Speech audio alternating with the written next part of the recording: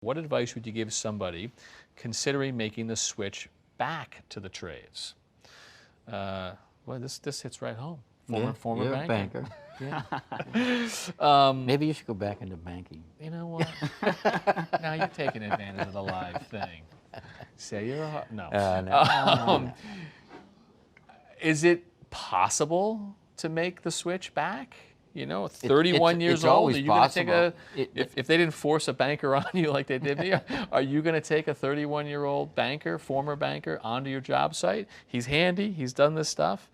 He took carpentry in vocational school. He probably has the talent. How far it goes, you don't know, but you know there are guys out there looking for help, so they may take him on and see what he knows, and he might do very well. Do you find this are people coming out of other trades and joining your association and getting into those construction jobs? Do you see that, or are they coming up through the ranks to the traditional? Yeah, I mean, we're certainly encouraging them to do so. I'm not seeing a groundswell of this, but it's more, And how do you guys encourage them? What are you doing to encourage? Is that public awareness? A big part of it is awareness. So, the report that we put out, we share that with media partners and policymakers and other stakeholders. We started a scholarship program.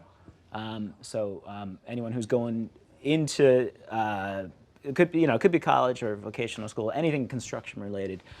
There's a scholarship program. $2,500 is not going to pay all the way, but it's going to help. Yeah.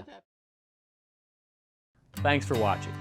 This Old House has got a video for just about every home improvement project, so be sure to check out the others. And if you like what you see, click on the subscribe button to make sure that you get our newest videos right in your feed.